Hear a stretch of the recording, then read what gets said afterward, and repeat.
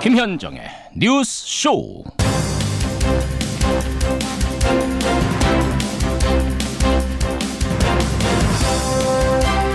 애청자 여러분 안녕하십니까. 재벌 3세의 갑질 논란이 또 벌어졌습니다. 대한항공 조현민 전무가 광고 대행사의 회의 자리에서 직원에게 고성을 지르고 물을 뿌렸다는 내용이 알려지면서 지금 공분을 사고 있는 건데요. 논란이 일자 조 전무는 어제 SNS를 통해서 사과를 했습니다만 언니 조연아 씨의 땅콩 회항 갑질이 잊혀지기도 전에 이번에는 물벼락 갑질이라니 을들의 심경은 착잡합니다. 그리고 어제 대법원은요, 이동통신 3사에게 통신비 원가를 공개하라는 최종 판결을 내렸죠. 휴대폰 이용료 너무 비싸다, 소비자들의 불만이 그동안 많이 쌓여왔었는데 물론 자본주의 사회에서 사기업 자유 아니냐 이렇게 주장할지 모르겠습니다만 통신은 공공재입니다. 유한의 공공재로 원가를 훨씬 뛰어넘는 높은 가격을 계속 유지한다면 그건 일종의 갑질이죠. 이런 갑질 저런 갑질, 갑질 없는 사회를 꿈꾸며 김현정의 뉴스쇼 출발합니다.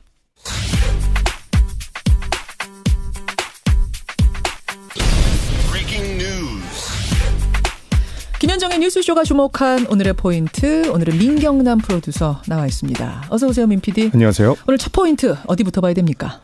이동통신비 원가 공개입니다. 네, 어제 대법원에서 결정 내린 거예요. 네, 법원이 판단을 내리는데 무려 6년 9개월이 걸렸습니다. 예. 빠르면 이달 말부터 원가 정보가 공개될 전망인데요. 예. 공개 대상은 2005년부터 2011년 5월 사이 2G, 3G 통신 서비스입니다.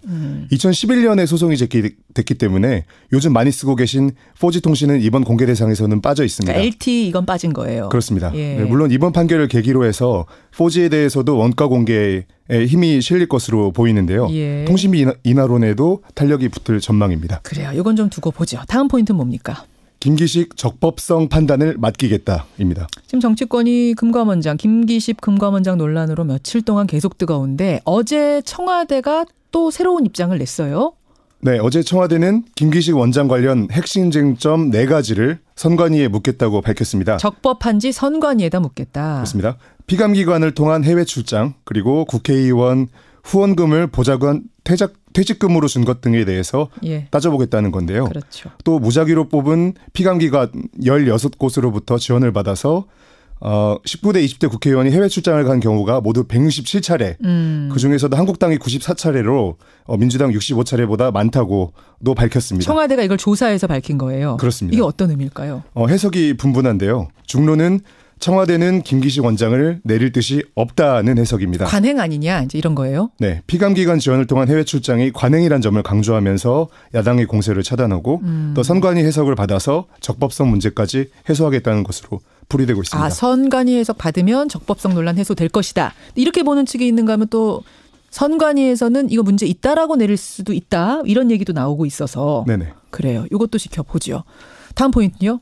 문준용 씨 특혜 채용 의혹 손배소. 문재인 대통령의 장남 문준용 씨 지난 대선 당시 야권에서 특혜 채용 의혹 제기해서 어려움 많이 겪었었는데.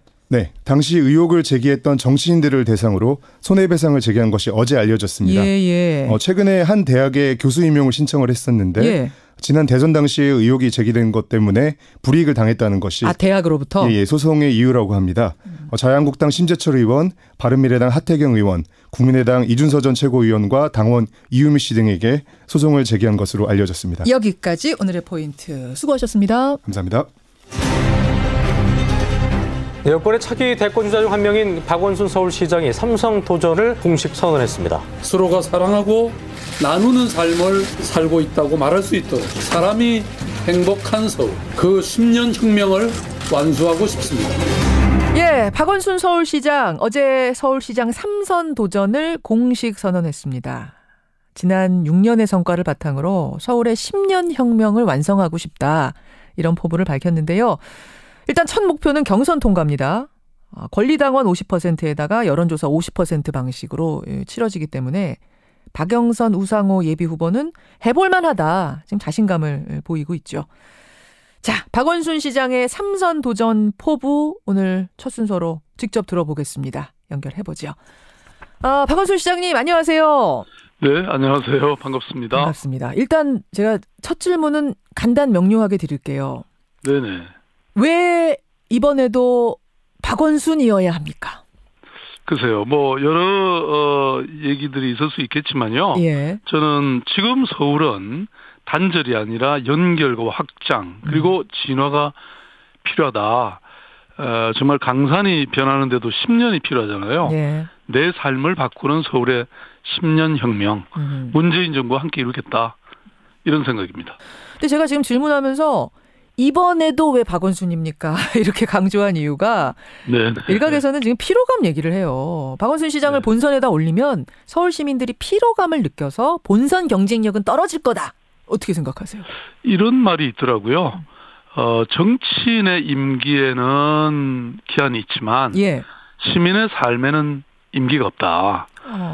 뭐 시민들의 삶을 바꾸고 예. 사는 문제를 해결하고 도시의 미래를 만드는 일에는 임기가 있다고 생각지는 않거든요. 예. 누가 가장 잘하는가, 누가 그런 일에 적임자인가, 뭐 저는 그게 더 중요한 거 아니겠습니까? 예. 아니 뭐 국회의원님들도 잘하면 3선, 4선, 뭐 5선 다 하시지 않습니까? 하시죠. 뭐 런던이나 뉴욕이나 파리 같은 예. 정말 세계적 도시들도 한 도시의 운명을 바꾸는 데는 예. 뭐 10년 이상씩들 하시죠. 근데 안철수 이제 후보 바른미래당 인재영입위원장은 이런 얘기를 어제 했습니다. 아니 7년을 못한 일을 4년 더 준다고 하시겠습니까? 네. 어떻게 답하시겠어요? 아니 7년을 못한 일을 4년 더 준다고 해내시겠습니까? 이런 질문. 네. 아니 뭐 도전하시는 입장에서야 그렇게 또 얘기하셔야 되겠죠. 시민들이 다 평가하시지 않겠습니까? 사실 안철수 후보한테 양보할 생각이 있느냐 뭐 이런 질문은 사실 지금으로서는 맞지 않는 질문이고 안 후보도 그거는 이미 성립하지 않는 일이라고 답을 했기 때문에 제가 그런 질문은 안 드립니다. 그런데 네네. 박원순 시장이 본선에 나가면 인간적으로 그러니까 안철수 후보하고 강하게 맞붙어서 경쟁하기가 쉽지 않을 거다. 예를 들어서 토론에 나간다 치면 정책이든 뭐든 공격을 강하게 해야 될 때가 있는데 그게 상당히 부담스러워질 수 있다. 이런 얘기들을 일각에서 해요. 어떻게 보십니까? 세게 공격하시잖아요. 이미. 네. 저는 사실 이 안철수 후보와는 뭐 말씀하신 것처럼 개인적으로 오랜 인연을 맺어왔습니다. 예. 그때 또 그런 결단에 대해서도 정말 감사드리고 있고요. 그런데 문제는 지금 시민의 더 나은 삶을 위해서 건강한 경쟁을 하는 상황이지 않습니까? 건강한 경쟁. 네. 그런데다가 그때는 민주개혁 진영이라고 할까요? 그래서 이명박 정권의 그 독선에 대해서 함께 맞섰던 일종의 동지였고 그렇지만 지금은 서 있는 위치도 당적도 가치도 가는 길도 다 달라졌죠. 그래서 저는 뭐 시민들께서 이런 것들은 굉장히 현명하게 판단하실 거다 이렇게 믿습니다. 아무래도 그 당시 기억이 있기 때문에 인간적으로 강하게 이 상대 후보를 상대하기가 어려워지지 않겠느냐. 박원순 시장의 뭐 워낙 또 성격도 부드러우시고 이런 분이니까 그런 얘기들을 해서요. 뭐 시민들이 강하게 충돌한다고 그걸 지지하십니까? 얼마든지 합리적이고 논리적으로 시민들에게 설명을 서로 드리는 과정이 경선이지 공격적으로 한다고 선거를 치르는 것이 아니라고 생각합니다. 그렇군요. 꼭 굳이 안 후보를 뭐 매섭게 공격을 해야 되고 토론장에서 그래야 될 이유는 없다. 그런 걱정은 마시라. 네, 저는 서울 시민들이 너무나 합리적이고 위대하시다. 저는 그렇게 생각합니다. 알겠습니다. 알겠습니다. 자, 이야기를 앞으로 조금 더 돌려보죠. 어제 출마 선언 장소를 민주당 당사로 택하셨어요. 민주당원이 민주당사에서 출마하는 게 당연한 거 아닌가요? 그게 저는 당연하다고 생각을 했는데 당에서는 어떤 얘기가 나오냐면 역시 예비 후보죠. 박영선 의원이 어제 기자회견을 했습니다. 그러면서 2011년 선거에서는 입당 권유를 받고도 한동안 무소속으로 남아 있었고 이후에 재선할 때는 당적은 뭐 민주당이 있었지만 나 홀로 조용한 선거를 치르시더라. 다시 말해서 당의 지지율이 높지 않을 때는 당을 멀리하다가 이제 당 지지율 높고 당심이 필요하니까 당을 가까이 하시는 거 아니냐. 이제 이런 비판이었습니다. 어떻게 생각하세요? 뭐 경쟁하시는 분들이야 뭐 무슨 말씀을 못 하시겠습니까? 제가 얼마나 당에 헌신했는지 뭐 당원들이 잘 아시죠. 저는 그동안 어떤 우리 민주당의 가치, 인권과 평화와 민주주의를 감히 지켜왔다고 생각이 들고요. 또 지난번 촛불 광장에 이런 여러 수호를 통해서 네. 사실 문재인 정부의 탄생에도 기여하지 않았습니까? 제가 뭐 이런 말 구태하는 게 사실 쑥스럽네요. 지금 다 하셨어요, 하실 말씀. 네, 그렇죠. 얘기 나온 김에 그럼 경선 얘기 좀 더 해보죠. 지금 판세로는 경선이 본선될 거다 이런 말이 나올 정도입니다. 자신 있으세요? 당연히 자신은 있지만 예. 그래도 뭐 선거라는 게 마지막까지 해봐야죠. 당연히 자신은 있지만 여기에 지금 방점을 찍으시는 것 같은데 속마음은 그쪽이신 것 같은데요. 아니 누구나 후보가 되면 자기가 이길 거라고 아하. 생각은 하겠죠. 네. 이길 거다. 그런데 결선 투표까지 가고 이기느냐 아니면 1차에서 과반수 얻어서 이기느냐는 또 다른 문제. 그거에 대해서는 어떻게 보세요? 맞습니다. 그게 사실 저도 궁금합니다. 네. 아니 지금 박 시장의 지지율이 40% 중후반대를 넘은 적은 없기 때문에 결국 결선 투표까지 갈 거다. 그렇게 되면 예비 후보들 해볼 만하다라고들 얘기하시거든요. 예비 후보들이. 네, 그럼요. 저는 선거는 뭐 알 수 없고 또 여론조사라는 것은 늘 바뀌거나 뭐 사실 얼마든지 변할 수 있기 때문에 최선을 다하는 거고 결국은 시민들의 판단이시죠 뭐. 뭐 당연히 바람은 결선 투표까지 안 가는 거 원하시겠죠? 저는 뭐 당이 정해준 룰에 뭐 충실하게 따라야죠. 예, 아니 물론 당연히 따르시는 거고요. 마음은 1차에서 끝내면 홀가분하지 않겠습니까? 네, 아니 뭐 그런 걸 어렵게 자꾸 물으세요. 당연한 얘기를. 네. 당연한 얘기. 아니 그 결선까지 가면은 혹시 뒤집힐 가능성도 있다고 보세요. 지금 예비 후보들 말처럼. 아니 뭐 그거야 해온 일을 갖고. 어떻게 평가받느냐 그게 달려 있겠죠. 네. 알겠습니다. 우상호 박영선 후보는 한 목소리로 요구하는 것이 박원순 시장님 차기 대선 노리는 사람은요 서울시장 후보로 자격 없습니다. 서울시장 나설 거라면 대선 불출마 선언 하고 나서십시오. 이렇게 지금 요구하고 있습니다. 어떻게 답하시겠습니까? 아니 제가 어제 서울시장 출마했거든요. 예. 출마 의지한 사람한테 지금 뭐 언제 끝낼지 이렇게 물어보신다는 게 저는 좀 이해가 안 갑니다. 언제 아니 출마했으면 임기를 끝까지 간다는 거지. 그러면 뭐 중간에 그만둔다는 걸 전제로 한 건가요? 그 말씀은 왜 임기 중에 중도 하차할 거라는 걸 지레짐작하느냐. 그런 생각은 지금 내 머릿속에 없다. 이렇게 받아들이면 됩니까? 예, 그렇습니다. 저는 뭐 정말 시민들의 더 나은 삶. 또 문재인 정부의 성공. 오로지 이 두 가지에만 집중하고 거기에만 관심이 있습니다. 임기 중에 중도 하차는 없다. 지금 말씀하셨어요. 네네. 그 말씀은 그러면은 대선이 오는데 중간에 그 과정에서 그만두는 일은 없다라고 지금 봐도 되는 겁니까? 제가 이미 다 말씀드렸는데. 이거는 지금 우상호 박영선 의원이 요구하는 불출마 선언이 되는 건데요. 그러니까 그 말씀을 하시는 것 자체가 저는 좀 무례한 것이죠. 그렇군요. 당연히 불출마다. 내가 지금 시장하겠다고 나섰는데 중도 하차할 생각하고 나서겠냐. 그런 일은 없다. 그런 질문 자체가 성립하지 않는다. 네. 알겠습니다. 뭐 분명한 입장을 가지고 계시네요. 박원순 서울시장 3선 도전 어제 선언을 했습니다. 지금 만나고 있습니다. 그렇게 해서 이제 경선 치르고 나면 본선으로 갑니다. 본선. 안철수 후보의 강점은 뭐라고 보시고 안 후보보다 내가 이 점은 낫다. 박 시장님의 강점은 뭐라고 평가하십니까?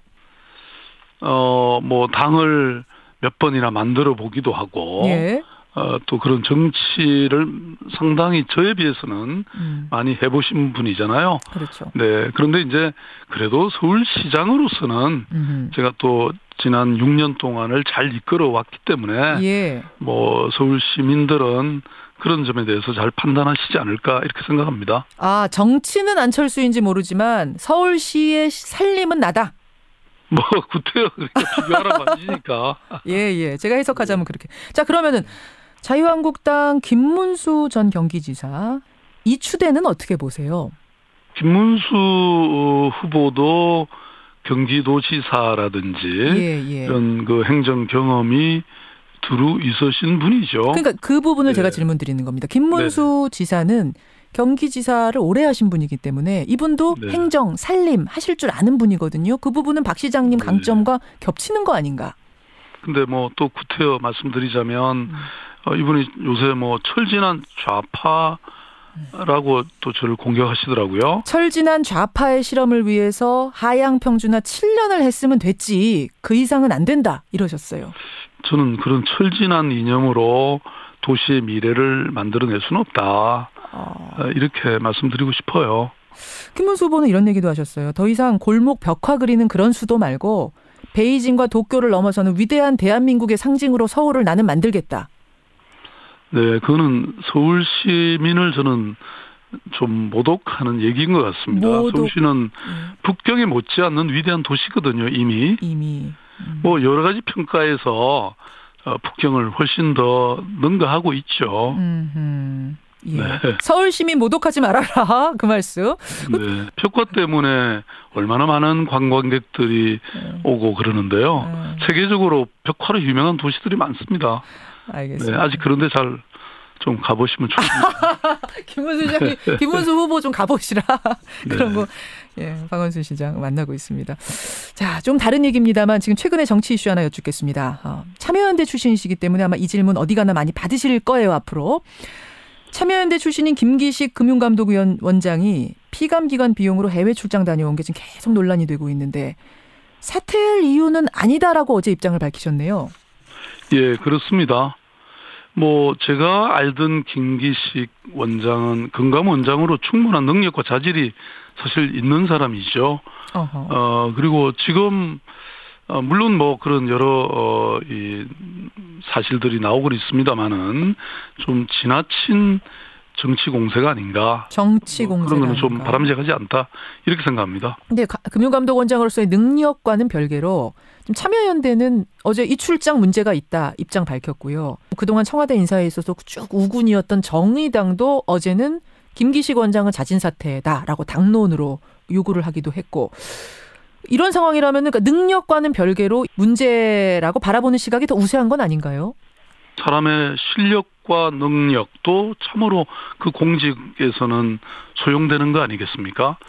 지금 현재 제 느낌으로는 자유한국당에서 하고 있는 것은 좀 지나친 정치 공세다 이렇게 느끼고 있습니다. 도덕성보다 능력을 위에 놓자라는 이야기는 이것도 적폐의 대상 아니냐라는 반문이 있을 수 있겠습니다. 아니 지금 뭐 그동안 국회의원들 이 인준청문회, 인사청문회 보면 그런 거 안 나오는 분들이 거의 없지 않습니까? 그 정도의 차이에 따라서 결국 이 사람을 쓸 것인가 말 것인가 이런 걸 뭐 국민들도 판단하고 또 대통령도 판단하시는 것이죠. 알겠습니다. 예, 박원순 시장님 선의의 경쟁 펼쳐주시길 기대하겠습니다. 네, 감사합니다. 여기까지 말씀 듣겠습니다. 최선을 다하겠습니다. 네네. 고맙습니다. 서울시장 3선을 어제 공식 선언했습니다. 박원순 서울시장이었습니다.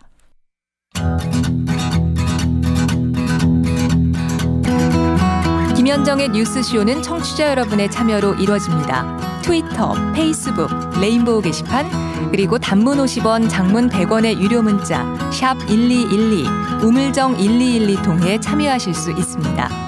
김현정의 뉴스쇼, 여러분과 함께 만듭니다. 김성환의 행간 시사평론가 김성환 씨 나오셨습니다. 어서 오십시오. 네, 안녕하세요. 오늘 제가 오프닝에서 조현민 전무 얘기했잖아요. 네네. 오늘 행간에서 이 얘기 가지고 오셨다면서요. 네, 맞습니다. 광고대 행사 직원한테 고성을 지르고 물을 뿌렸다는 의혹이 제기가 돼서 지금 논란이 일고 있잖아요. 크더라고요. 네, 이른바 물벼락 갑질한 조현민 전무. 이 뉴스의 행간을 좀 살펴볼까 합니다. 진짜로 얼굴에다가 우리 영화에서 보듯이 물컵에 있던 물을 확 부은 거예요? 근데 서로 주장이 지금 엇갈리고 있는 상황이거든요. 광고 대행사의 익명 커뮤니티에 올라온 글을 보면 뭐 회의를 했었던 모양이에요. 그 광고 대행사하고 조현민 전무하고. 그런데 그 과정에서 광고팀장이 제대로 답변을 못하니까 조 전무가 화가 났는지 1차로 유리병이 들어있는 음료수를 던졌는데 안 깨졌다고 합니다. 유리병이 들어있는 유리병에 음료가 들어있는 그런 유리병을 던진 거예요. 그런 거랑 마찬가지인 것 같아요. 이 내용으로 보면. 그래서 분이 안 풀리니까 이 병이 안 깨지니까 2차로 얼굴을 향해서 물을 뿌렸다.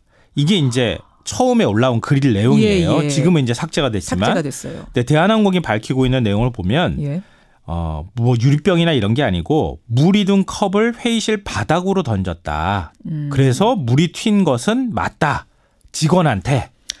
대한항공 입장은 회의실 바닥으로 물컵을 던져내니까 당연히 깨지면서 물이 튀어서 얼굴로 갔다.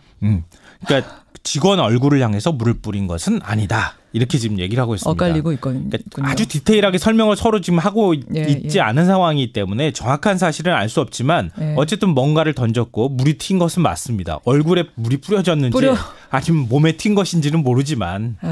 사과를 하긴 했어요. 네.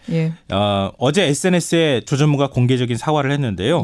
광고에 대한 애착이 사람에 대한 배려와 존중을 넘어서면 안 됐는데 제가 제 감정을 관리 못했다 이렇게 밝혔습니다. 얼굴을 향해 뿌린 건지 바닥을 향해 뿌렸는데 얼굴에 튄 건지 모르겠습니다. 어쨌든 물벼락 맞은 겁니다.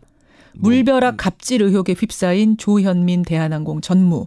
이 뉴스의 행간, 이면 들어가 보죠. 첫 번째 행간은 참 바람잘 날이 없다입니다. 그러게요. 이 회사. 2014년에는 언니가 땅콩이양 사건을 일으켰잖아요. 조현아 칼 호텔 네트워크 사장이요. 그런데 당시에도 조 전무가 언니를 비난하는 댓글을 단 네티즌을 향해서 반드시 복수하겠어. 뭐 이런 글을 또 남겨가지고. 이 문제의 조현민 전무가. 예. 그래서 당시 엄청나게 또 시끄러운 적도 있었어요. 그때도 사과는 했어요. 네. 이 조현아 사장은 아직 집행유예 기간 중인데 보름 전에 경영 일선에 또 복귀해서 눈총을 받고 있잖아요. 그렇죠. 남동생 조원태 대한항공 사장은 또 어떻습니까? 2005년도에 운전을 하다가 70대 할머니에게 폭언과 폭행을 한 혐의로 입건이 되기도 했었어요. 입건까지도 했었어요. 그럼 아버지 조양호 회장은 어떨까요? 2015년 노조가 파업할 때 댓글을 달았는데요. 비행기 조정이 자동차 운전보다 쉽다. 조종사들을 향해서 이런 말을 해가지고 그때도 굉장히 시끄러운 적이 있습니다. 엄청났었죠. 그러니까 대한항공 오너 일가 마치 갈라파고스에서 따로 사는 사람들 같은 느낌이 들어요. 무슨 이렇게 갑질 사고가 줄줄이 일어나나 싶어요. 네, 맞습니다. 정말 바람잘 날 없는 이 집안. 두 번째 행간은 뭔가요? 두 번째 행간은 광고인 출신이라는 걸 자랑하던 시절이 있었다입니다. 조현민 전무요? 네.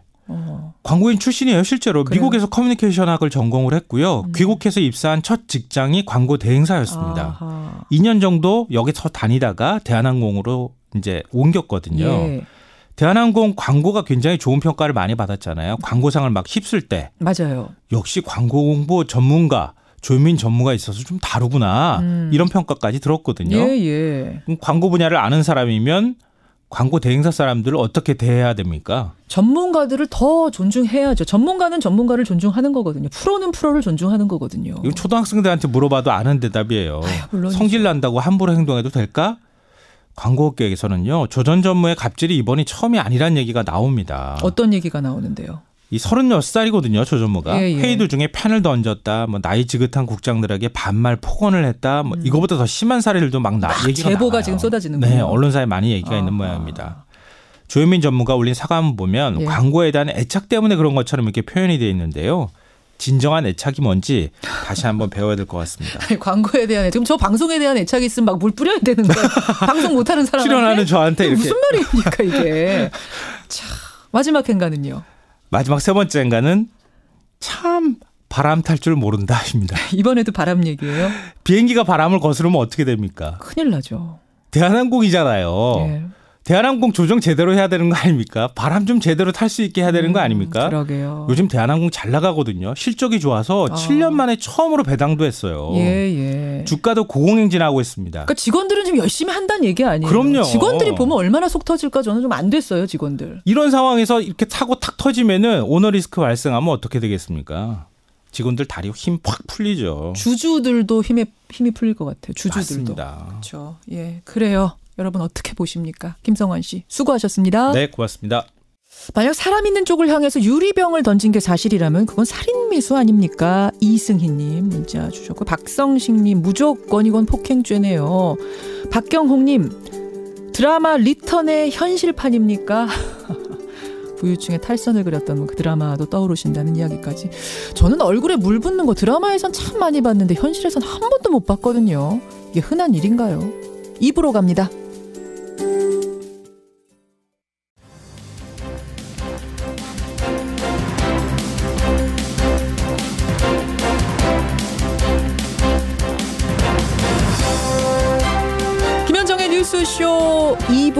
출발합니다. 다음 주 월요일이면 세월호 참사 4주기죠. 앞두고 관련 보도들이 많이 쏟아지는데요. 얼마 전에는 세월호 외력 충돌설이 제기가 됐습니다. 특조위가 공식적으로 부정을 하긴 했습니다만 왜 4년이 지나도록 심지어 배를 인양까지 했는데도 이렇게 침몰 원인은 명확히 결론이 안 날까. 우리는 그런 생각을 또 한 번 하게 됩니다. 오늘 훅뉴스에서 김정훈 기자가 그 원인을 추적해봤습니다. 어제 제가 마지막 클로징을 전하면서 속보 하나 전해드렸었죠. 제주도의 한 오름에서 벌어진 열기구 추락사고. 끝내 조종사가 목숨을 잃었고요. 12명이 부상을 입었는데 저는 이게 조종사가 미숙했거나 날씨가 안 좋았거나 뭐 열기구가 허술했거나 이런 이유 중에 하나일 줄 알았습니다. 그런데 알고 보니까 조종사는 우리나라 최고 베테랑이었고요. 출발 당시 날씨도 좋았고요. 열기구도 모든 안전검사 통과한 거였답니다. 그래서 대체 뭐가 문제였던가 저희가 취재를 하다 보니까 전문가들이 뜻밖의 얘기를 합니다. 하나같이 얘기하는 그 부분 잠시 후 전문가에게 직접 확인을 해보죠. 그리고 변상욱의 기자수첩에서는 만민중앙성결교회 이재롱 목사 의혹 오늘 집중적으로 들어가 보겠습니다. 50원의 단문 100원의 장문 유료 문자 샵 1212 카톡 레인보우까지 열어놓고 출발합니다.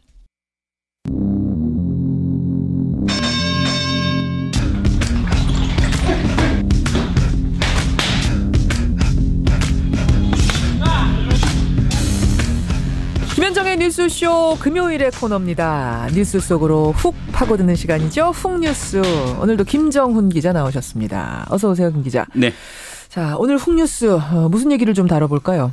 다음 주 월요일이 세월호 참사가 일어난 지 4년이 되는 날입니다. 예. 이 무렵 떠오르는 과거 인터뷰가 있는데요. 기억나실까요? 들어보시죠. 예. 자로 씨가 찾아낸 세월호 침몰의 원인, 진실은 뭐라고 결론 내리신 겁니까? 제가 찾아낸 모든 정황들은 딱 하나의 결론으로 귀결됩니다. 그건 외력입니다. 잠수함 충돌일 가능성이 가장 높다고 보고 있습니다. 아, 이 인터뷰 저는 기억나네요. 2016년 12월이었어요. 네. 네티즌 자로가 외력에 의해서 그러니까 잠수함과 충돌해서 침몰했을 가능성이 높다라는 것을 인터넷에 동영상으로 그동안 취재한 걸 올리면서 저희와 먼저 인터뷰했던 그 지금 부분인 거죠? 네, 그 동영상이 세월 X, 그 세월 X라는 동영상인데 저희 김현정 뉴스쇼에 출연해서 이런 주장을 했던 거죠. 뭐 그 주장 대단한 화제였습니다만 세월호 선체가 인양되고 나서는 외부 충돌 흔적은 없었다. 이렇게 결론이 난 거 아니에요?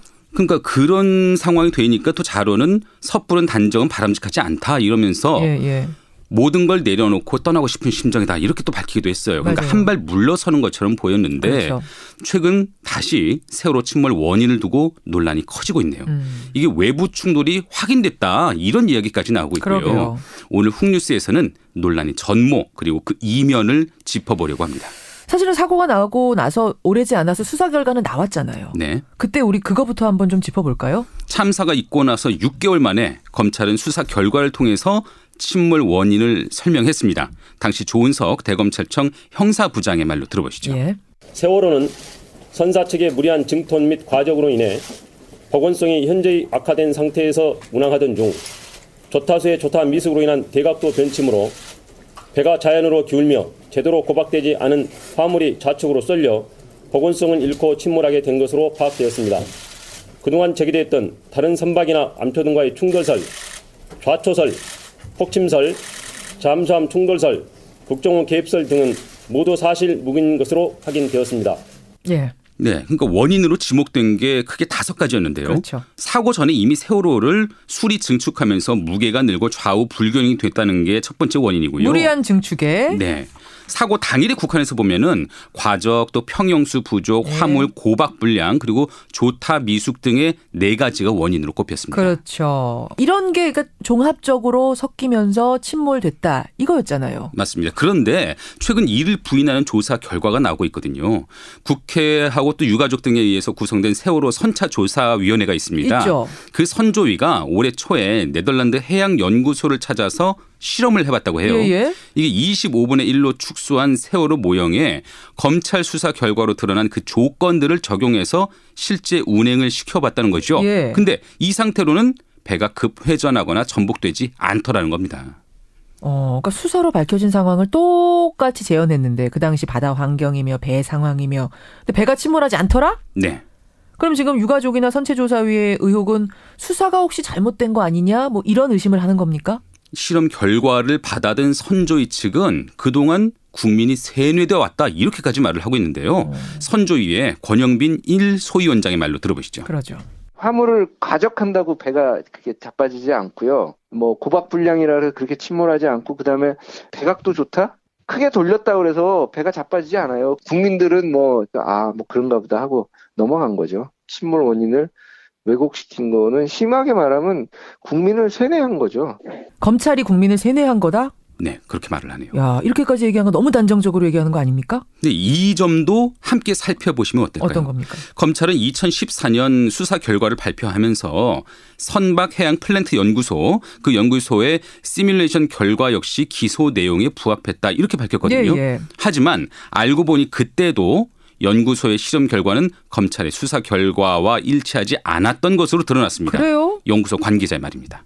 세월호가 이래 내려오다가 빙도록 올라가잖아요. 근데 우리가 빙도록 올라가는 까지는 같이 안 가요. 그 궤적은 잘 못 따라가더라. 이렇게 보고서에 쓰여져 있는 거죠. 이게 무슨 말이에요? 그러니까 실험을 해보니까 궤적을 못 따라가더라 배가? 이 참사 직전 세월호가 바다 위에서 실제 운항한 항적 기록이 있거든요. 그러니까 어디를 운행해 왔다.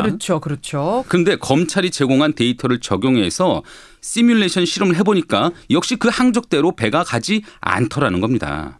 그러니까 새로 밝혀진 의혹들을 종합해보자면 당시 검찰이 내린 그 침몰 원인, 수사 결과는 잘못된 점이 있다 이런 얘기인 건데 근데 우리는 다 그게 맞다고 생각하고 한치의 의심도 없이 그 수사 결과대로 처벌을 착착 진행해온 거 아닙니까 여태. 그렇게 알고 계셨죠? 예. 근데 2015년 11월 대법원은 세월호 조타수에게 무죄를 확정하면서 조타수가 큰 각도로 변침한 게 침몰 원인으로 보기 어렵다 이렇게 밝혔습니다. 이게 뭐냐면 검찰이 원인 중 하나로 꼽은 조타 미숙이 법원에서 인정되지 않은 겁니다. 5가지 중에 일단 조타 미숙은 법원에서는 인정이 안 됐어요. 네. 이런 가운데 그제 한 언론은 뭐 또 선체 스크래치 자국을 통해서 외부 충돌이 드러났다 이런 보도까지 했는데 이에 대해서는 선체조사위가 섣부른 단정에 대해서 경계하고는 있네요. 들어보시죠. 명백한 오보고 스크래치나 이런 부분들은요. 인양 과정 속에서 벌어진 거예요. 침몰하면서 협착된 부분들이 굉장히 많다고요. 병변 경우도 굉장히 많고 자연적은 그리고 제대로 지금 보지도 못했어요. 그런 걸 확인하려면 세밀하게 점검을 해야 되는 거잖아요. 조사를 해야 되는 거잖아요. 그러니까 지금 보면요. 4년이 지나도록 세월호가 왜 침몰했는가 이 문제에 대해서는 아주 100% 명확하게 가려지지가 않는 거예요. 네네. 계속해서 새로운 논란들이 제기가 됐다가 또 아니라고 했다가 또 제기가 되고 이런 것이 반복되고 있는 거 아닙니까? 그렇죠. 세월호가 침몰하는 동안 왜 희생자들을 못 구했나? 대통령은 뭐 했나? 이런 의혹은 그나마 하나하나 규명이 돼가고 있는데 정작 첫 단추, 침몰 원인 이거는 뚜렷하게 규명해내지 못하고 있는 상태. 맞습니다. 2016년 세월호 특조위 회의장에서 나온 발언의 한 토막을 들으면 그 이유를 짐작하실 수가 있을까요? 2016년이요? 네. 2기 특조위 위원장까지 맡게 된 장완익 특조위원의 말입니다.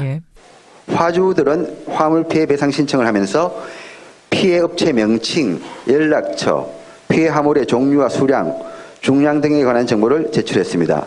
그러나 이 과정에서 해수부는 세월호 특조위가 화주들을 조사하는 데 반드시 필요한 조사 자료를 제공하지 않았습니다. 반면에 해수부는 국회의원실의 자료 제출 협조 요청에 대해서는 업체 또 개인 화주들의 실명이 그대로 담긴 자료를 제출하는 양면적 태도를 보였습니다.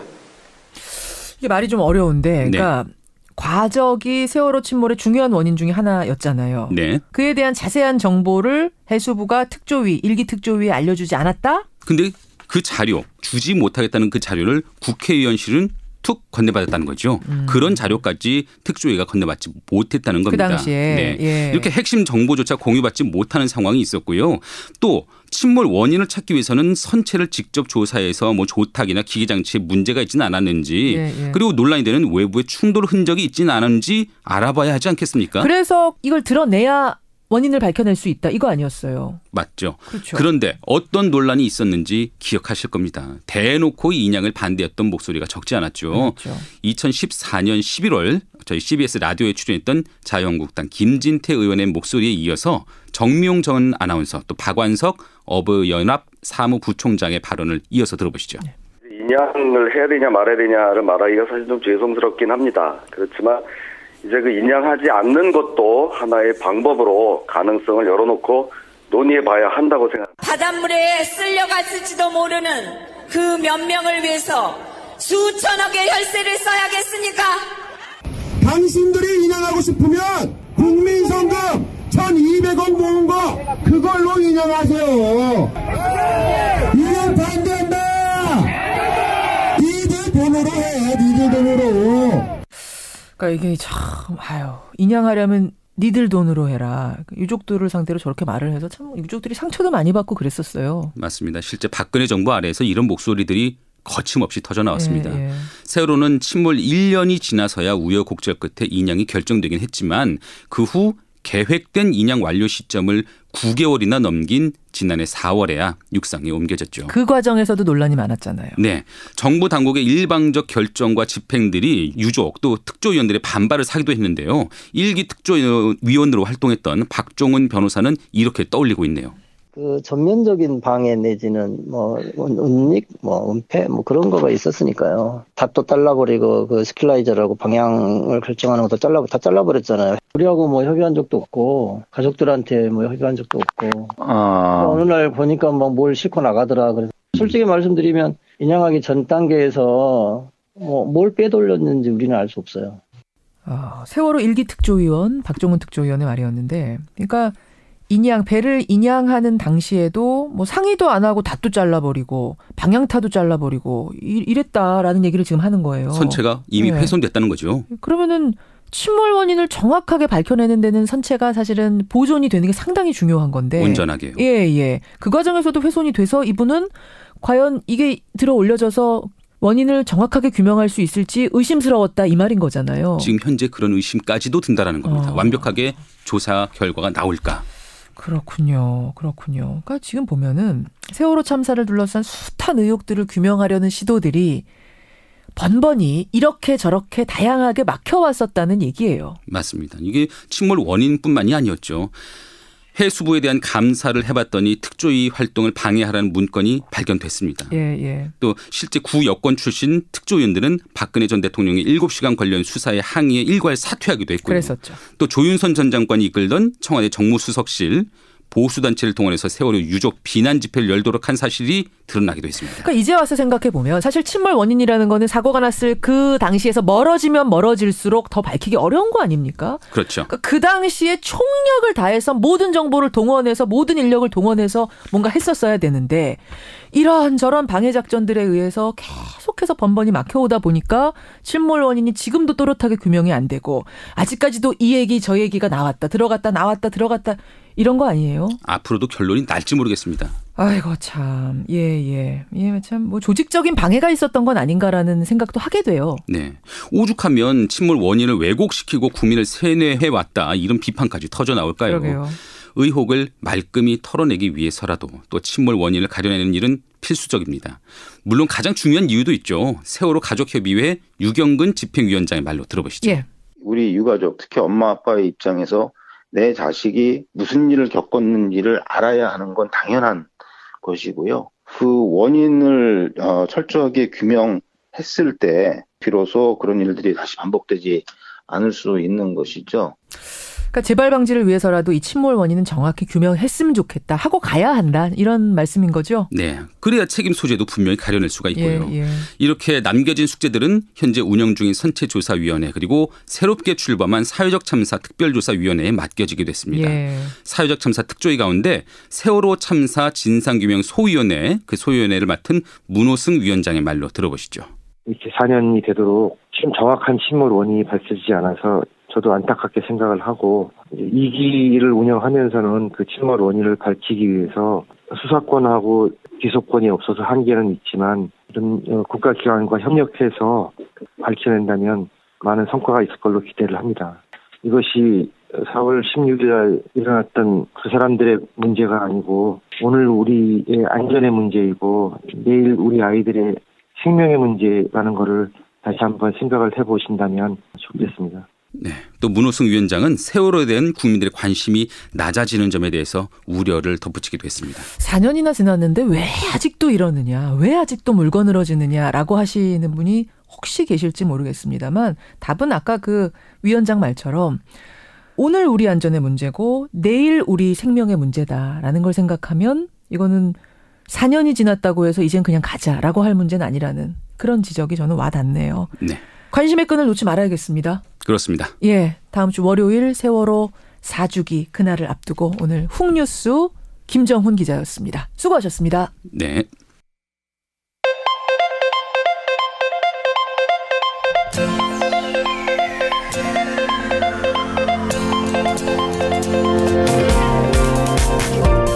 여러분은 지금 CBS 라디오 김현정의 뉴스쇼를 함께하고 계십니다.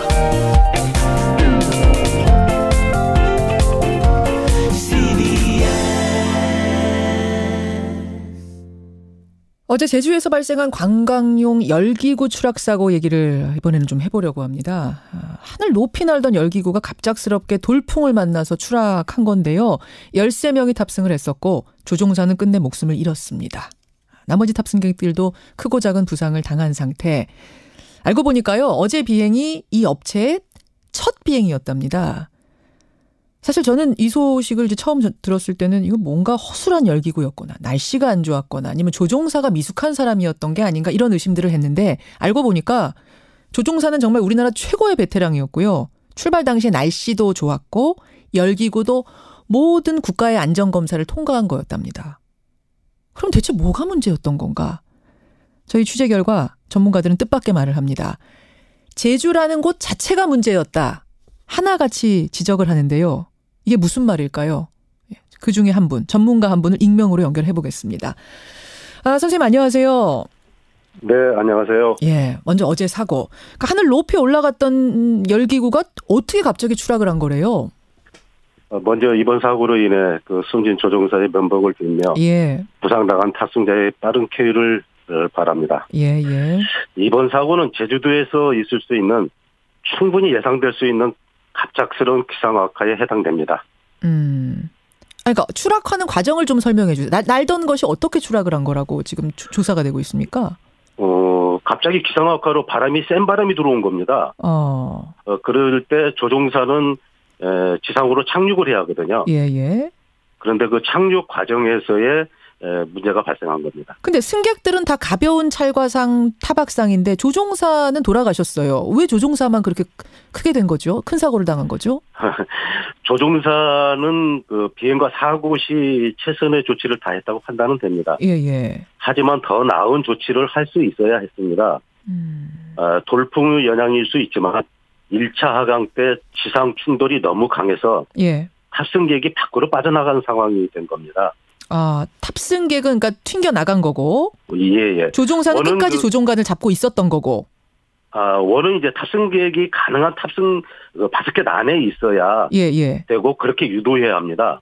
왜 그러냐면은 사람이 빠져나가게 되면 무게가 줄어서 이번처럼 다시 상승하거나 끌려서 열기구를 조종하기가 어렵게 되거든요. 그래요. 그러니까 일단은 우리나라 최고의 베테랑이었던 건 맞죠, 그 조종사분이. 최고라는 표현은 적절하지 않고요. 어쨌든 베테랑은 맞습니다. 베테랑. 그러니까 운전 미숙은 적어도 아니란 소리예요. 일단 운전이 부족해서 갑자기 뭐 이게 뒤집혔다거나 그건 아니란 이야기죠. 아까 말씀드렸습니다마는 최선의 조치는 아니었습니다. 일단 안전띠를 메고 있지 않았다는 부분에선 최선은 아니었다. 하지만 그것 때문에 지금 사고가 난 건 아니잖아요. 조종이 미숙해서. 그렇죠. 일단 그 기상악화가 가장 큰 요인이었습니다. 근데 출발할 때 날씨는 좋았다면서요? 그것은 또 그 당시에 볼 수 있는 기상만 가지고는 최선이라고 할 수 없습니다. 그러니까 출발할 때는 좋았지만 결국은 비행을 하는 과정에서 돌풍을 만났다는 건데 기상이 이상해졌다는 건데 그러면서 나오는 얘기가 우리 지금 인터뷰하고 계신 전문가뿐만 아니라 많은 분들이 제주라는 곳 자체가 열기구를 띄우기에 맞지 않는 곳이다 이렇게 말씀을 하시더라고요. 이게 무슨 말씀입니까?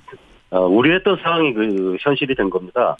제주도의 기상 특성상 열기구 관광 비행은 부적합하다고 열기구 하는 사람들 대다수가 공감하고 있었고 사업 승인 의견 수렴 기간에 여러 경로를 통해서 예. 항공청에 전달을 했고요. 항공청에도 전달을 하셨어요? 전문가들이 의견 모아서? 예. 일단 제주 기상이 어떤 점에서 우려를 하신 거예요? 첫째는 제주도 기상이 수시로 바뀌고 바람을 막아주는 지형물이 없어서 내륙과는 전혀 다른 양상을 고려했어야 했습니다. 섬인데다가 바람을 막아주는 어떤 빌딩이라든지 이런 것들 바람 막아주는 지형이 아니다. 그렇죠. 예. 산이라든지 이런 게 없었습니다. 게다가 기상이 수시로 변하는 곳이다. 네네. 그러고 보니까 제주도가 이제 유명한 게 바람으로 유명하잖아요. 제주바람 그렇죠. 이런 거 유명하잖아요. 수시로 변하는 곳. 또 있습니까 이유가? 우려하셨던 거? 이제 그것인데 첫째는 그 사업자 여기서는 그 제주 오름 투어 대표이자 이번 사고의 조종자의 과용 내지는 과한 자신감이 부른 사고입니다. 지금 중간에 사업 승인받는 중간에 전문가들이 계속 항공청에다가 의견 내셨다고 했잖아요. 예. 저희가 조사해 보니까 이 사업 어제 첫 비행이 있기까지 한 2년이 걸렸답니다. 사업 추진 과정이. 예. 그때 항공청에다가 문제 제기를 했을 때 항공청의 답은 뭐였습니까? 1차 그 반려를 했었던 걸로 알고 있습니다. 여러 차례. 예, 여러 차례. 예. 그런데 이제 그 사업자 요구가 좀 강했었고. 예. 그 다음에 외부의 어떤 승인을 해주라는 그런 압력이 있었다고 얘기를 들었습니다. 외부의 압력이 있었다고요? 예. 어떤 압력이요? 그래서 그거 이제 제주도 자체 내에서의 어떤 관광 활성화라든지. 예. 이런 걸로 인해서 좀 반려를 좀 제고해달라는 그런 내용이 있었던 모양이더라고요. 제주도 관광 활성화 차원에서 이거 허가해줘야 되지 않겠느냐라는 외부의 압력이 있었다는 게 그 업계에서는 지금 소문이 있단 말씀이시죠? 예, 그렇습니다. 예, 이건 더 취재가 필요한 것 같습니다. 하지만 전문가들 사이에서는 이런 소문이 있었다. 예. 전문가들은 하나같이 제주도는 열기구에 마땅한 곳이 아니다라는 얘기를 했단 얘기예요. 우리나라 최초의 그 사망 사고와 유일한 그 열기구 사고가 실은 제주도에서 10몇 년 전에 있었습니다. 10몇 년 전에 있었어요? 예. 있었군요. 그래서 그때도 예. 그러한 사고로 인해서 예. 제주도는 상당히 그 기피 지역에 해당됩니다. 그랬는데 이번에 우여곡절 끝에 사업이 승인되고 첫 비행하는 날 이런 일이 발생한 거 어쩌면 예견된 거였다 이런 말씀이시군요. 네, 그렇습니다. 예. 혹시 열기구라는 것 자체가 위험한 건 아니에요? 열기구 자체는 위험하지 않습니다. 그래요? 우리가 지상에서 하는 그 자동차보다도 우리가 그 항공기가 사고율이나 이런 거에서 가장 안전하다고 그러거든요. 오히려. 그 항공기 중에서도 열기구가 가장 안전하다고 보고되어 있습니다. 그러니까 말하자면 호주나 이런 데 여행 가시는 분들이 열기구 많이 타잖아요. 커다란 풍선의 바스켓 따라서. 예, 그런 것들은 그러니까 거의 사고가 안 날 정도로 안전하단 말씀이에요. 네네. 예. 근데 우리나라에 그렇다면은 이제 그렇게 안전하게 하려면 넓은 평야가 확보돼야 되고 기상이 안정적인 곳이어야 하는데 예. 지금 우리나라 관광지 중에 어디서 열기구 투어를 하고 있나 조사를 해보니까 경기의 이천, 전북 김제, 춘천 이런 곳에서 열기구 타고 있더라고요. 예, 그렇습니다. 그렇죠. 전문가들이 보시기에 혹시 이곳은 좀 재점검이 필요하다. 이번 제주처럼 우려된다 하는 곳이 있습니까? 여기 지금 강원도 춘천이 약간의 문제를 가지고 있습니다. 춘천이요? 예. 지역이 그 둘레에 산지가 많고, 예. 비행거리가 짧고, 그래서 좀 위험성을 내포하고 있다고 봅니다. 이게 지금 우리 인터뷰하시는 전문가분의 의견입니까? 혼자의 의견입니까? 아니면 다른 전문가분들도 동의하시는 부분이에요? 다른 분들도 좀 동의하고 있는 상황입니다. 춘천에 대해서는 좀 위험하다. 예. 알겠습니다. 산지가 많고 비행거리 짧기 때문에 지금 이제 이런 사고가 났기 때문에 지금이라도 단속을 단단히 해야 될 텐데 어떤 대책들이 있어야 된다고 보세요? 어떻든 안정성이 보장된 지역에서 비행 허가를 내줘야 하고요. 예. 또한 평야지대도 지금 우리나라 같은 경우는 군사보호 지역이 너무 많아서 비행을 하기에 상당히 어려움이 있습니다.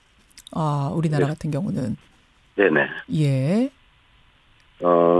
그래서 좀 대중화를 하기 위해서는 예. 그런 과도한 비행 금지 구역을 좀 해제를 해야 하고요. 그리고 어떤 안정성을 더욱더 강화시켜야 한다고 봅니다. 예, 뭐 대중화를 위해서 근데 해제, 군사지역 해제하자 이거는 조금 동의하기 어려우신 분들도 계실 텐데 뭐 대중화보다도 오히려 안전성 확보 이쪽에 더 초점을 둬야 그 다음에 대중성도 확보가 되지 않겠는가 저는 그런 생각 들고. 네네. 여러분 이 조종을 하다가 돌아가신 분 그분이 이 업체의 대표기도 하십니다. 예, 우리나라의 네네. 베테랑 조종사 맞으시고 또 그 어려운 상황에서도 끝까지 조종관을 놓지 않고 있다가 목숨을 잃은 부분 다시 한번 깊은 애도를 표한다는 거 제가 말씀을 드립니다. 하여튼 지금 전문가의 말씀을 토대로 해서 다른 곳은 지금 어떤지 다시 한번 점검 필요하겠네요. 오늘 고맙습니다. 네, 감사합니다. 예, 우리나라 열기구 전문가 한 분 만났습니다.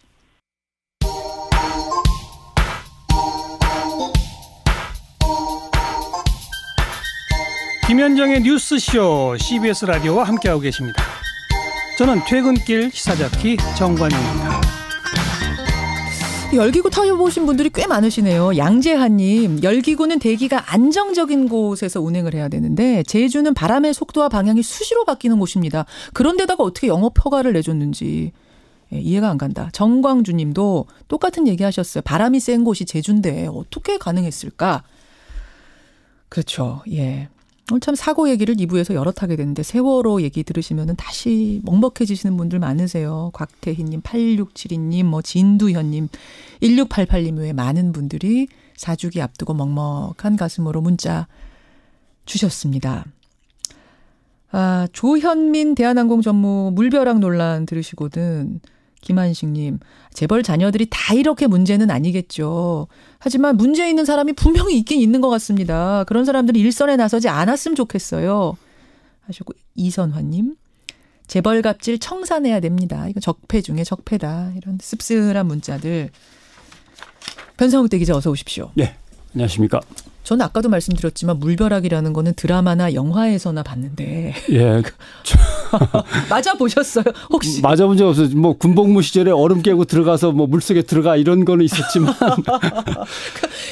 영화 속에서나 보던 물벼락이 어떻게. 근데 문제는 있습니다. 예를 들면 어쩌다 한 명이 문제를 저지르면 아, 저 사람 문제구나 하지만 어쩌다가 아니라 계속 거기서 문제가 생기면 그 그룹이 문제가 있는 거죠. 아. 네, 그래서 장갑 끼고 두들겨 패 평민을 야구 방망이를 들고 가서 때린 다음에 돈 던져줘. 그러니까. 무릎 꿇어라 그러고 창문 열고 뛰어내려버려. 뭐 실적도 안 좋은데 거기다 이제 물 끼얹고 이 지금 우리 사회에서 최근 몇 년간에 벌어진 재벌들의 얘기인데 제 아들 딸이 어제 취직했는데 물벼락 맞고 뭐 예 무릎 꿇어 이런 일을 당한다고 생각하면 아무리 목구멍이 포도청이라도 이건 못 참죠. 밟으면 꿀틀 하는 겁니다.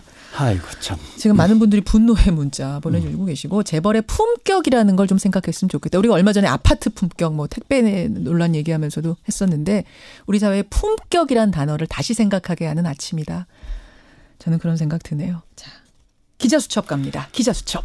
예, 뭐 목사의 품격 얘기를 해야 될 것 같습니다. 저 기자수첩 13년 하면서 목사 개인의 얘기를 다루는 건 처음인데. 자, 근데 제가 아까 이 예고를 하니까 만민중앙선교회 이재롱 목사 얘기하겠습니다 하니까 문자가 근데 그 사람이 목사가 맞느냐. 그 호칭부터 좀 정확히 해달라. 시작을 해야겠죠. 예, 그런 문자가 많이 왔어요. 아무튼 만민중앙선교회라는 곳에 당회장을 맡고 있다는 이재롱 씨의 이제 성폭행 의혹이 계속 이제 제기가 된 거죠. 피해자만 지금 여성이 5명입니다. 고소한 사람도 이미 있는 거고요. 근데 피해 여성들은 한결같이 당시나 지금이나 이재롱 목사라는 인물은 절대적 존재다. 하나님의 대리인 같은 존재여서 성관계를 억지로 요구하거나 강요할 때 저항하거나 거부할 수 정말 없었다. 힘들었다. 그러기가. 그래서 문제를 제기했고 그 이후에 또 계속 제기되고 있는 성적 문란한 내용들은 뭐 방송에 담기가 참 어려워서. 그 내용은 차마 저희가 방송으로는 하기 부적합할 정도입니다. 그러면 그 호칭 문제부터 좀 정리해 주세요. 우리가 목사라고 부를 수 있느냐 없느냐는 그럼 이곳이 이단이냐 아니냐의 문제로 귀결되는 거거든요. 우선 중요한 건 사이비 종교라는 거는 목적과 생성 과정부터 사람들을 속이려고 만든 거여서 이건 완전히 별개입니다. 거기 있는 사람들은 목사란 칭호 자체를 붙일 수가 없는 거고. 그다음에 이단이라고 하는 것은 기독교에 소속되어서 시작은 됐는데 교리나 신앙을 지도하는 내용이 도저히 기독교의 일파로 우리가 봐야 되나? 라는 문제가 생겼기 때문에 판단을 하는 거죠. 그럼 처음에는 목사 안수 받고 제대로 시작했는데 갈수록 이상하게 가면 그게 이단이고 처음부터 목적부터 잘못됐으면 사입이고. 그건 사입이라고 해야죠. 그 판단은 문제는 교단별로 하게 돼 있습니다. 근데 이게 그 과정이 이렇게 간단한 게 아닙니다. 왜냐하면 정치적으로 악용될 수 있거든요. 그렇기 때문에 왜 이단인지 그 이단성에 대한 이유를 면밀하게 검토한 다음에 모든 교인에게 공개해서 예. 함께 읽고 판단하도록 또 나중에 공개를 합니다.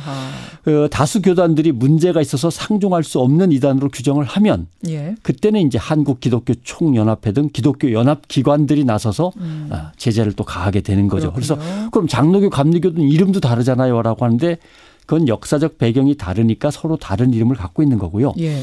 또 가끔 가다 보면 신학적인 해석이 달라서 서로 그럼 우리는 갈라서자 해서 분립한다 그러죠. 갈라서는 경우도 있습니다.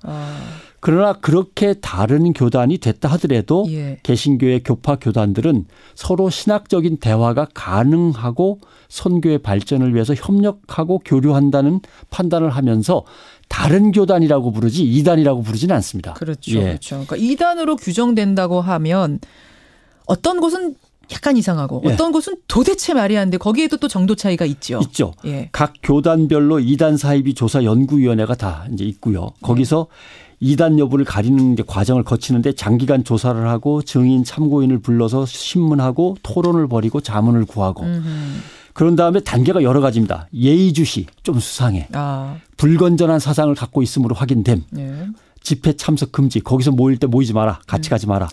참여 동조의 금지. 예. 교류 금지. 교류의 단절. 완전히 관계 끊어라. 예. 위험성. 경계 집단. 제명 출교. 이단성 농후. 그다음이 이단입니다. 단계를 여러 거치는군요. 예. 그래서 만약 조사 결과를 심판했는데 단계가 이단이라고 결론이 내려지면 예.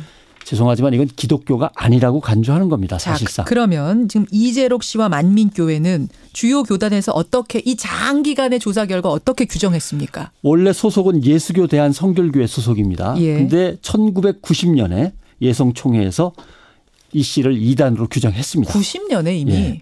그리고 교단에서 축출돼서 쫓겨났습니다. 그리고 자기가 따로 하나 만들었습니다. 그래요. 예.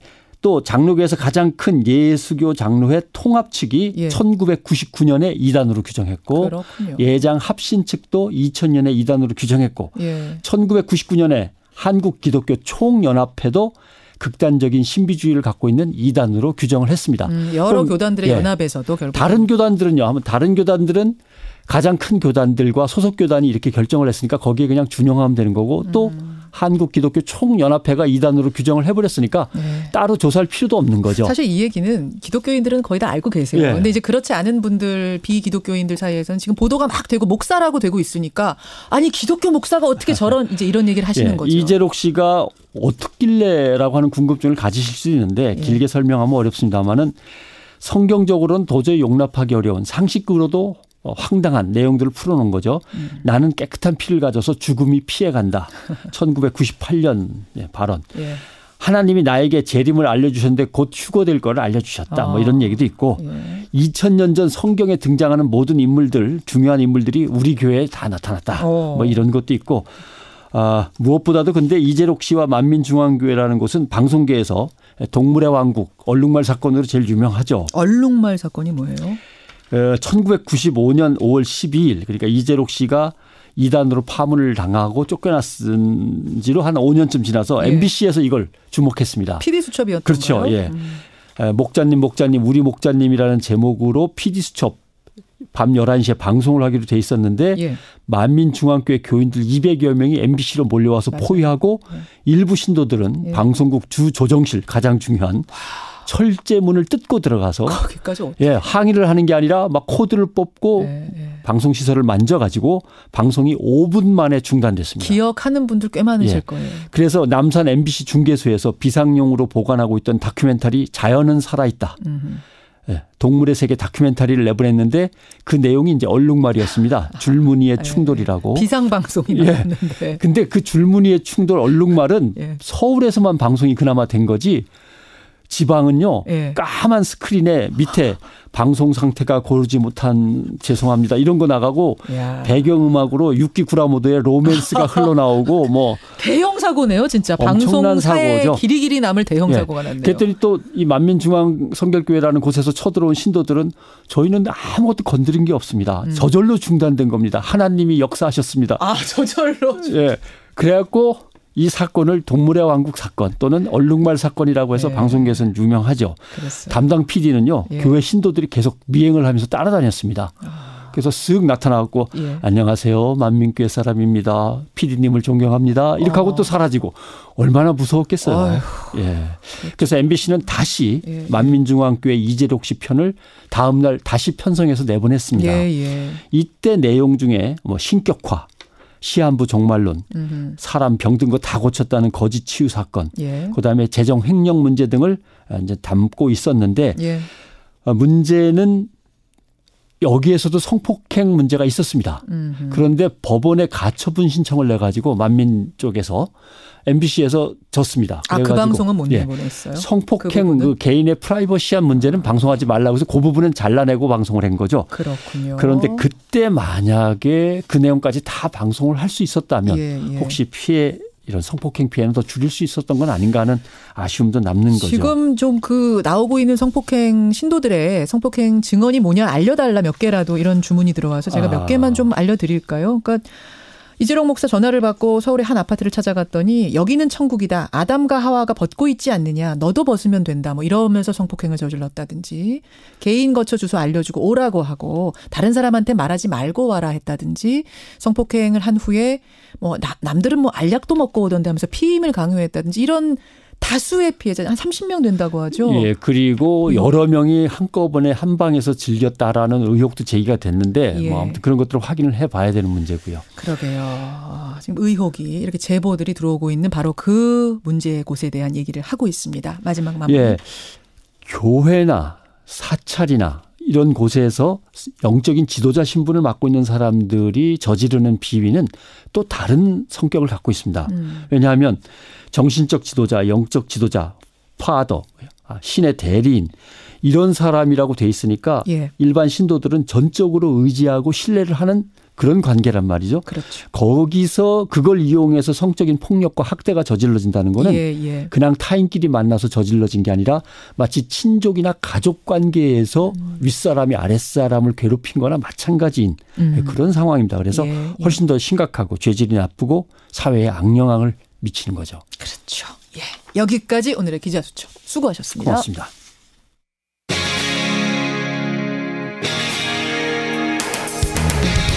여러분께서는 지금 CBS 라디오 김현정의 뉴스쇼를 함께하고 계십니다. 아까 뭐 훅뉴스도 저희가 다뤘습니다만 2014년 4월 16일 이 날짜를 떠올리면 아직도 가슴이 턱턱 막히는 기분 저는 드는데요. 월요일 참사 4주기를 앞두고 오늘 화제 인터뷰에서는 한 사람을 좀 먼저 만나보려고 합니다. 지난해 세월호 1000일을 추모하는 촛불 집회에서 보고 싶은 친구들에게 쓴 편지를 낭독해서 큰 화제가 됐던 학생 여러분 기억하세요? 세월호 생존자 장혜진 학생인데요. 독일에서 열린 2017 프리드리히 에버트 재단 인권상 시상식에서 촛불 시민 대표한 수상을 하기도 했던 바로 그 주인공입니다. 오늘 직접 만나보죠. 장혜진 학생 안녕하세요. 안녕하세요. 예, 자기소개 좀 직접 해주시겠어요? 저는 그 세월호 생존 학생이고 지금 현재는 동남보건대학교 응급구조과에 재학 중인 장혜진이라고 합니다. 응급구조과? 네. 아니 원래 어렸을 때부터 장혜진 학생 꿈이 이거였던 거예요? 원래는 유아교육과를 가고 싶어 했었어요. 근데 어떻게 전혀 다른 응급구조과를 갔네요? 이거 세월호 사건이 영향을 안 미쳤다고는 할 수 없는 것 같아요. 어쨌든 저희가 이거 초기 대응이 늦었기 때문에 이런 상황이 발생한 거잖아요. 그렇죠. 이 응급구조과를 나와서 응급구조사가 되면 초기 대응을 하는 거고 그리고 또 제가 많은 사람들한테 도움을 많이 받았잖아요. 도움을 다시 돌려드리고 싶어서 이과에 진학하게 된 거예요. 그래요. 인생이 어떻게 보면 완전 바뀌어버린 거네. 유아교육 꿈꾸던 사람이 응급구조로. 네. 그렇죠. 저는 우리 장혜진 학생이 세월호 1000일 때 그 광화문 무대에 올라서 편지 읽던 모습 지금도 생생하게 기억이 나는데 제일 가슴이 아팠던 글귀가 뭐냐면 저희는 모두 구조된 게 아닙니다. 저희 스스로 탈출했다고 생각합니다. 이게 너무 어른으로서 미안하고 마음이 아팠어요. 네. 예. 이게 어떤 의미, 어떤 심정으로 했던 말이에요? 이게 말 그대로 저희는 구조된 적이 없어가지고 계속 저희는 가만히 있으라 했고 해경이든 막 들어와서 구조해준 게 없잖아요. 저희가 저희 힘으로 배 방에서 나와서 비상구로 나가서 그냥 밖으로 저희가 나간 거거든요. 해경을 그냥 저희가 바다에 뛰어내리면 건져준 것밖에 없는 거니까. 예. 그래서 당연히 저희는 구조가 된 게 아니라 탈출했다고 생각하거든요. 지금 4년 지났는데도 그 당시 그 탈출하던 당시 그리고 같이 탈출 못한 친구들 이런 장면들 지금도 꿈을 꾼다는 게 사실이에요? 그렇게 계속 꾸는 애들도 있고 저도 가끔은 꿈에서 배를 타고 가다가 사고가 나는 그런 꿈도 꾼 적도 있어요. 아이고. 사실은 이때쯤 되면은 막 벚꽃 보면서 설레야 되잖아요, 장혜진 학생. 그쵸. 근데 대학생이면 지금 막 벚꽃 구경 가고 벚꽃 밑에서 미팅도 하고 남자친구랑 손잡고 다니기도 하고 이래야 되는 건데 이때쯤 되면은 가슴이 좀 먹먹해질 것 같아요. 또 이런 인터뷰도 해야 되고. 네, 그때 4월이 되면 안 그래도 더 먹먹해지죠. 무슨 생각이 제일 많이 나요? 누구 생각이? 4월 되면 당연히 먼저 간 친구들이 가장 많이 생각이 나죠. 만약에 살아있으면 평범하게 대학교 다니면서 친구들과 벚꽃 사진을 찍고 그러면서 있을 텐데 지금은 그러지 못하는 거잖아요. 그렇죠. 네. 그렇죠. 그 친구들 생각. 네. 그래도 힘을 내고 우리가 씩씩하게 살아야 됩니다. 그 친구들 생각해서라도 씩씩하게 잘 살아야 되잖아요. 네. 졸업하면 뭐 하고 싶어요? 네, 소방공무원으로 들어가서 일하고 싶어요. 현장 실습도 혹시 해보셨어요? 3학년님은 해봤을 법도 한데. 네, 병원 실습도 했고 이번에는 소방서에서 실습했었어요. 예, 소방서에서 실습할 때 괜찮던가요? 버틸만 했어요? 네, 괜찮았어요. 멋진 소방관 될 수 있겠네요, 우리 장혜진 학생. 잘 구해내는 정말 좋은 소방관. 네. 아까 전에 저희는 구조된 게 아닙니다. 우리는 탈출했습니다. 이러셨는데 그래서 제 어른인 제가 참 미안하다는 얘기도 했는데 장혜진 학생은 어떤 어른이 되고 싶으세요? 저는 부끄럽지 않은 어른이 되고 싶어요. 그 말 들으니까 제가 더 부끄러워지네요. 그날 저는 사실은 방송 끝내고 책상에 앉아 있는데 저희 방송국 TV에서 뉴스 속보가 나오기 시작하더라고요. 네. 계속 그걸 보고 있는데 아무것도 할 수 없다는 이 사실이 그때도 미칠 것 같았고 사실은 지금 생각해도 미칠 것 같습니다. 차라리 생중계가 되지 않았더라면 모르겠는데 온 국민이 생중계로 보고 있는데 이게 왜 구할 수가 없는 거지? 이 생각이 참 그때도 힘들었고 지금도 힘든데 다시는 이런 일 벌어지지 말아야죠. 예. 그렇죠. 장혜진 학생이 훌륭한 응급구조사가 돼서 소방관이 돼서 다시는 이런 일이 벌어지지 않도록 단단히 이 사회를 좀 바로 세워주세요. 네. 예. 그리고 그 꿈에서라도 보고 싶은 친구들한테 하고 싶은 말을 좀 적어왔다면서요. 네. 예. 그거 읽어줄 수 있겠어요? 네. 예. 자.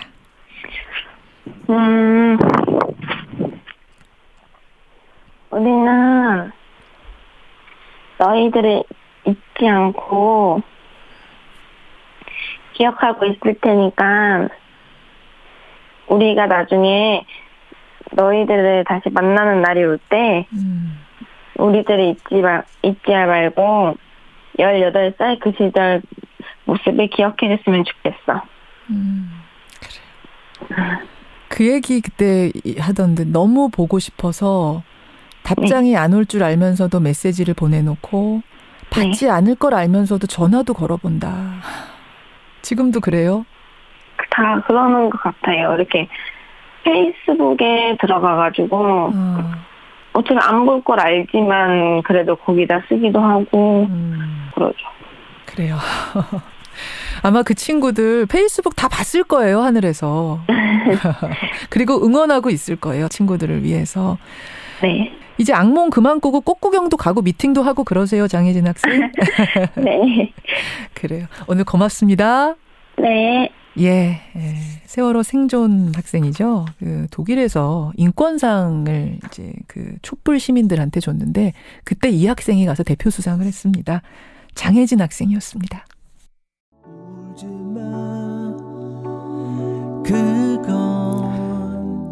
들국합니다. 이별이란 없는 거야. 가면 어딜 가니. 청취자 강정희님, 저도 아이 키우는 엄마인데요. 또 눈물이 나네요. 그러셨어요. 저도 또 눈물이 나네요.